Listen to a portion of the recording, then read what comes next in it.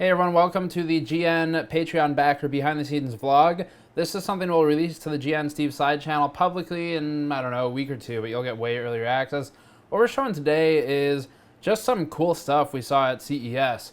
So this first item is a blown up, exploded diagram of an Audio-Technica headset. It's one of their Bluetooth headsets. We saw lots of cool stuff like this year. This is the first year we've had two full teams, as in one reporter and one camera/editor per team, so 4 of us total, and that allowed us to send, in this instance, Keegan out to the show floor with Patrick Stone, and the two of them had some downtime, and I basically told them, just look for cool stuff, and maybe we'll find a story somewhere out of them.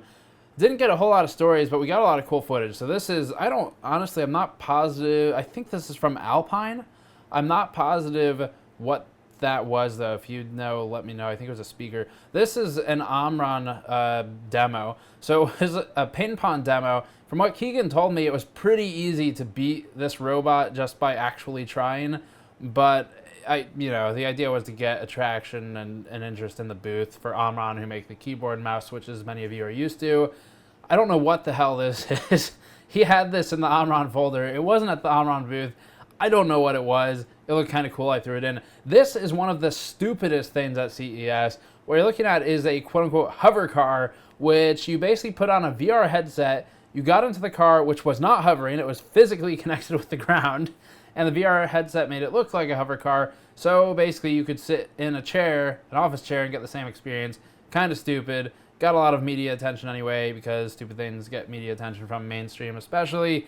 This was interesting, though. This one was at the Yamaha booth. They did demos every hour, so Keegan happened to catch one. And what we're seeing here is the motorcycle responds to gesture input, and the guy controlling it is the only one who can control it. It has facial recognition, so if you're over his shoulder, you can't make it run him over, although that would be equally amusing. And all they did was show it go forward, go back, stop, and then when he was pushing on the bike a second ago, that was showing that the bike is able to adjust its weight to counter force applied from one side like that. Kind of neat. I don't know what we can really do with that information, but neat to see. This one was a real motorcycle with a robo rider, I guess. The previous one was functional. I think this one was just art. I'm not positive, though. Research it before you quote me. This was hypervision. It doesn't show up on our camera well at all. Maybe our other camera would be better, but the shutter speed doesn't align. Sadly, you don't get to see it, but the effect was basically a hologram and lots of LEDs with, I wasn't at this booth, so I think those are, I don't know if they're motors or fans or what's behind them, but it was kind of neat looking from what they were telling me. This one is easier to understand. This is just a camera blown up. It was at Sony's booth, and just a bunch of camera parts kind of lying around. Lots of explosion shots this year. These are dentures made out of 3D printed material, so it's a realistic application of 3D printing, but then they also had very accurate 3D prints, like that's a prop of some kind, as in propeller, or actually, is that, that might be like a turbine. I think that's actually a jet engine turbine or something. This is not my area of expertise. Yeah, cool figurines, got the Hulk on the right. There's actually the female character there. It's a very obscure game character that Keegan was able to identify. This one's pretty cool. Very intricate detail on the helmet and on the weapons. Get back into some of the car stuff. This is what they say is a self-driving 18-wheeler. I don't know that it actually worked or not. We didn't talk to them. But NVIDIA had it at their booth. They're very proud of self-driving automotive things, and that's kind of their big future. This was an F1 car at the NVIDIA booth. Cockpitless, so no driver at all. You can see some of the suspension in there. It's basically a normal car outside of the electronic control by a computer. And apparently this one can actually race around a track, and they have footage of it and everything, so that's kind of neat. This was at the, I want to say this is AMG. Is this Mercedes? This might be Mercedes. Yes, it is Mercedes. I don't know what that car was. This is from Fisker. So this was it was just a really nice looking car. I did actually walk by this one and the previous one. Very nice looking car.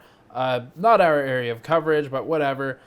This one is from, I think, Hyundai.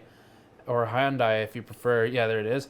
So Hyundai had just an explosion of some suspension and wheels and things like that. Always cool to see stuff cut in half and see how it works. This one is some kind of hologram at the Kia booth, and I think the intent was to show self-driving vehicles navigating between different buildings illustrated on a holographic map. It's actually very cool. The hologram works pretty damn well when you're there in person, and it's all 3D and everything. Don't need glasses, so that was actually pretty neat to see. This is Toyota. Toyota had some of the stupidest, in my opinion, stuff, because it's like it's hyper futurism. It's the idea of what the future car looks like from the 1980s, but they did it anyway. And the problem with this stuff is electronic vehicles already have enough of a barrier to get sold, and then you make it look like this and no one wants it. Not that it's a real car, it's all concepts. But anyway, yeah, that's kind of what we had. I'll throw some other clips in here or something at the end, but just wanted to give you some behind the scenes of random stuff we saw at CES. It's two things here. Not my area of expertise for most of it, and that means I'm going to be wrong about a lot of stuff, or I'm going to be uninformed on it.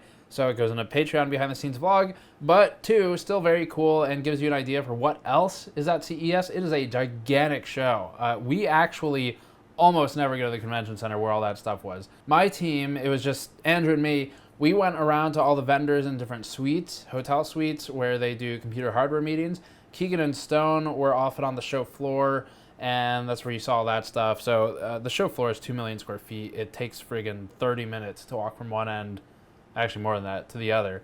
And it's huge, and there's an insurmountable amount of stuff. You can almost certainly not see all of it and also see the suites. So, yeah, lots of stuff, lots of cool things to see. Gives you an idea of what we were dealing with for the last week. But we're back now. So, I've got another Patreon behind-the-scenes thing coming out somewhat soon, next maybe 2 weeks or so. And we're going to stick with that cadence going forward, targeting 2 a month still. As always, thank you for supporting us. We really appreciate it. If you're watching this a week or two after the fact, then the Patreon backers get early access to this. And sometimes we have stuff that we never release publicly. This one just happened to be cool enough. I did want to push it out publicly. So anyway, thank you all for watching. I'll let you go, and I'll talk to you next time.